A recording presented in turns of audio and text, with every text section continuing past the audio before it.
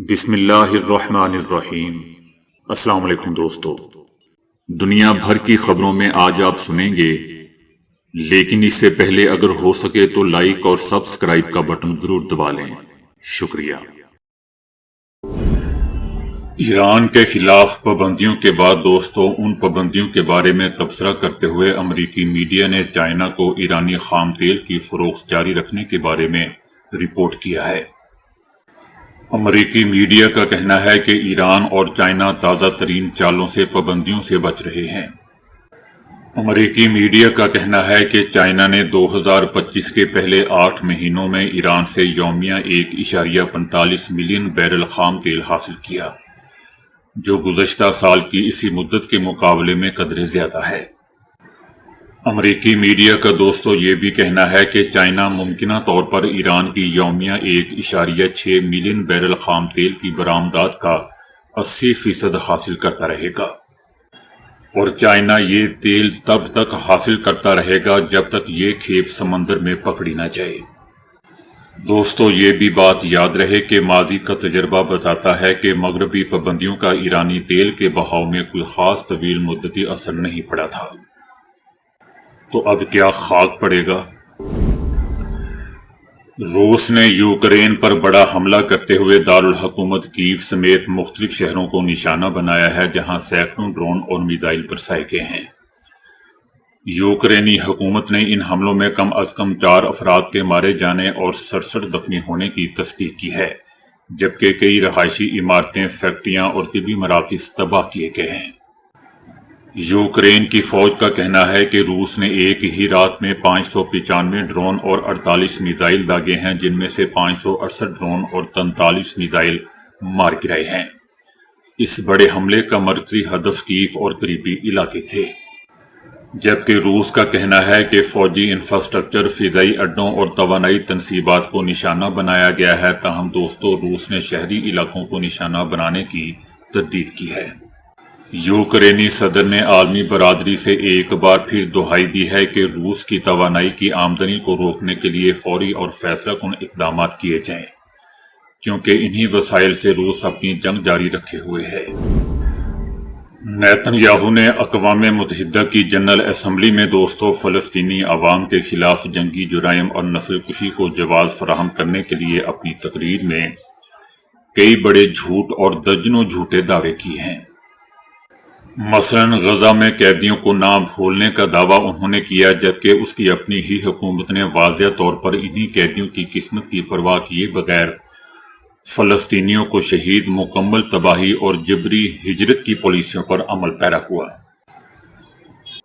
اکتوبر کے بعد عالمی حمایت کے بارے میں نیتن یاہو کا جھوٹ تھا کہ عالمی رہنماؤں نے ان کی حمایت کی، جبکہ یہ حمایت ختم ہو چکی ہے، اور آج زیادہ تر ممالک اسرائیل کے جرائم کی مذمت کرتے نظر آ رہے ہیں اور صہیونی بیانی کے جواز پر سوالات اٹھا رہے ہیں۔ نیتن یاہو نے جنرل اسمبلی میں یہ بھی دعویٰ کیا کہ عالمی رہنما انتہا پسند اسلام پسندوں کے دباؤ میں ہے، جبکہ حقیقت دوستو یہ ہے کہ عالمی رائے عامہ ماضی کا جائزہ لے رہی ہے اور فلسطینی عوام کے حقوق پر زور دے رہی ہے۔ اپنی 7 محاذوں پر جنگ کے بارے میں اس کا جھوٹ تھا کہ تخریب کاری کے خلاف جنگ کے طور پر انہوں نے اس جھوٹ کو متعارف کروایا، لیکن دوستو سچ یہ ہے کہ یہ جنگیں عام شہریوں اور شہری انفراسٹرکچر کے خلاف لڑی جا رہی ہیں۔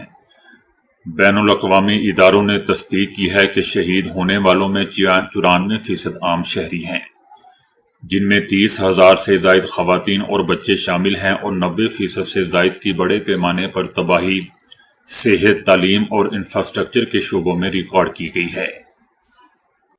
نیتن یاہو کا یہ دعویٰ کہ مزاحمت غزہ کے لوگوں کو نکلنے سے روک رہی ہے، یہ اس وقت ہے جب اس نے خود 7 لاکھ لوگوں کے بے گھر ہونے کی بات کی تھی۔ غزہ کے مقامی اداروں نے بارہا اعلان کیا ہے کہ انہوں نے بے گھر ہونے والوں کی مدد کی ہے اور کسی کو وہاں سے نکلنے سے نہیں روکا۔ نیتن یاہو کا جنرل اسمبلی میں دوستو یہ بھی کہنا تھا کہ چونکہ لوگوں کو اپنے علاقے چھوڑنے کے لیے کہا گیا تھا، اس لیے نسل کشی کا کوئی ارادہ نہیں تھا۔ جبکہ اسرائیلی فوج نے رہائشی علاقوں پر 2 لاکھ ٹن سے زائد بم گرائے، 20,000 بچوں اور 10,500 خواتین سمیت 64,000 سے زائد شہری شہید کر دیے اور ہزاروں خاندانوں کو سول رجسٹری سے مکمل صفایا کر دیا گیا۔ نیتن یاہو نے یہ بھی الزام لگایا کہ مزاحمت انسانی امداد چوری کر رہی ہے، جبکہ حقیقت دوستو یہ ہے کہ قابض حکومت نے مسلح گروہوں کی حمایت کرتے ہوئے فاقہ کشی کی پالیسی پر عمل درآمد جاری رکھا ہوا ہے اور 147 بچوں سمیت سینکڑوں شہری قحط کی وجہ سے شہید ہو چکے ہیں۔ صہیونی فوج نے موت کے جال بھی بچھائے ہیں اور سینکڑوں بھوکے لوگوں کو شہید، زخمی اور قید کر رکھا ہے، اور یہ جنرل اسمبلی میں کیا بکواس کر رہا ہے۔ اس شخص کو دوستو میں کیا کہوں، میرے منہ میں گالی آ رہی ہے۔ اسی تقریر کی وجہ سے کسی بھی مسلمان ملک، بلکہ بہت سے ملکوں نے تو ویسے ہی بائیکاٹ کر دیا تھا، واک آؤٹ کر گئے تھے۔ یہ اس لیے کیا کہ اس کے جھوٹ وہ سننا نہیں چاہتے تھے۔ اس کا جنرل اسمبلی میں یہ بھی کہنا تھا کہ فلسطین کی ریاست کو تسلیم کرنے سے یہودیوں کو مارنے کی حوصلہ افزائی ہو رہی ہے، لیکن دوستو حقیقت میں یہ فلسطینی عوام کے خلاف تاریخی ناانصافیوں کو درست کرنے اور 77 سال کے مصائب اور قبضے کے بعد ان کے جائز حقوق کے حصول کی طرف ایک تاخیری قدم ہے۔ اقوام متحدہ میں نیتن یاہو کی تقریر دوستو حقائق کو مسخ کرنے اور جرائم کی قانونی ذمہ داری سے بچنے کی ایک بے نتیجہ کوشش ہے، جو بین الاقوامی قانون کے مطابق جنگی جرائم، انسانیت کے خلاف جرائم اور نسل کشی کی واضح مثالیں سمجھی جاتی ہیں۔ اس شخص کی بکواس اور جھوٹ دوستو حقیقت کو نہیں بدل سکتا۔ آج پہلے سے کہیں زیادہ دنیا نے ایک استعماری طاقت کے طور پر صہیونی حکومت کی فطرت کو پرتشدد اور منظم قتل و غارت گری کے طور پر سمجھ لیا ہے۔ راہل گاندھی نے کہا ہے کہ لداخ کے عوام کی آواز کو دبایا جا رہا ہے۔ انہوں نے بی جے پی پر 4 نوجوانوں کی ہلاکت اور لوگوں کو قید کرنے کا الزام بھی لگایا۔ ان کا مطالبہ ہے کہ لداخ کو اس کا حق دیا جائے اور 6 شیڈول میں شامل کیا جائے۔ راہل گاندھی نے بی جے پی کے جھوٹے وعدوں کو اس احتجاج کی وجہ قرار دیا۔ بی جے پی نے 6 شیڈول کا وعدہ کیا تھا، یہ وعدہ پورا نہ ہونے پر عوام میں شدید قوم و غصہ ہے۔ ریاست کا درجہ اور 6 شیڈول میں شمولیت کے مطالبات پر احتجاج پرتشدد ہو گیا۔ اس میں 4 افراد مارے گئے اور کئی زخمی ہوئے۔ نیتن یاہو کی ڈھٹائی کا دوستو حال دیکھیں کہ اس نے اعلان کیا ہے کہ اگر حماس باقی یرغمالیوں کو رہا کر دے اور غزہ چھوڑنے پر آمادہ ہو تو اس کے رہنماؤں کو معافی اور محفوظ راستہ دیا جا سکتا ہے۔ اصل میں دوستو اس کے کہنے کا مطلب یہ ہے کہ یہ اپنے لیے محفوظ راستہ مانگ رہا ہے۔ اس کو پتا ہونا چاہیے کہ غزہ میں حماس نہیں بلکہ لوگ ہی حماس ہیں، وہاں پہ رہنے والے لوگ ہی حماس ہیں۔ انہوں نے ہی اس کے خلاف بندوق اٹھائی ہوئی ہے۔ اس سے پہلے بھی دوستو نیتن یاہو حماس کے مکمل خاتمے کو جنگ بندی کا واحد حل قرار دے چکے ہیں، اور یہ اس کا اعلان کوئی نئی بات نہیں ہے۔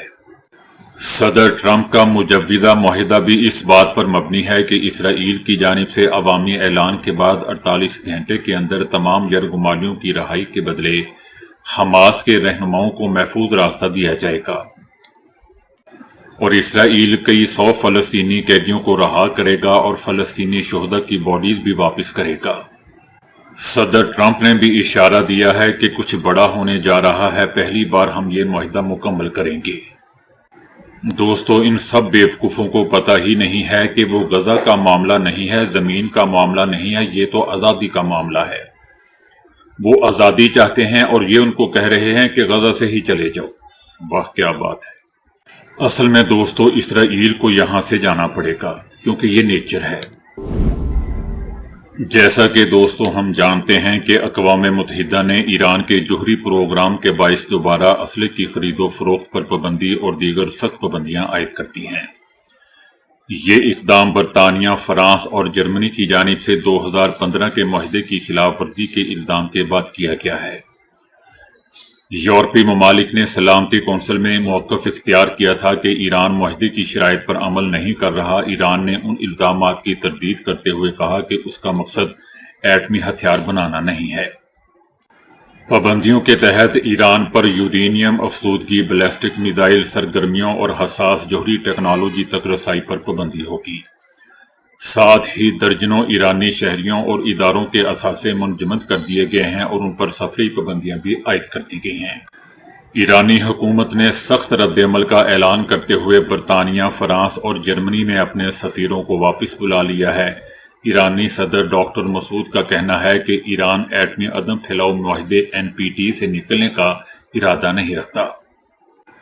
روس اور چائنا نے ان پابندیوں کی مخالفت کرتے ہوئے انہیں بدمعاشی قرار دیا ہے۔ دوسری جانب اسرائیل نے اس اقدام کا خیر مقدم کیا ہے اور کہا ہے کہ دنیا کو ہر حال میں ایٹمی ہتھیاروں سے لیس ایران کو روکنا ہوگا اور خود دوستو یہ ڈوگ ایٹمی ہتھیار بے شک بنائے۔ ایران کی معیشت پہلے ہی امریکی پابندیوں سے متاثر ہے۔ نئی پابندیوں کے اعلان کے بعد ایرانی کرنسی ریال کی قدر ریکارڈ کم ترین سطح پر پہنچ چکی ہے اور ایک امریکی ڈالر کے مقابلے میں دوستو 11,23,000 ریال تک جا گری ہے۔ نائب وزیر اعظم وزیر خارجہ اسحاق ڈار کا کہنا ہے کہ کئی دیگر ممالک پاکستان کے ساتھ دفاعی معاہدہ کرنا چاہتے ہیں۔ اسحاق ڈار کا کہنا تھا کہ پاکستان نے مارکہ حق میں اپنے آپ کو دفاعی طور پر ثابت کر دیا ہے، اب معاشی طاقت بننے کا وقت ہے۔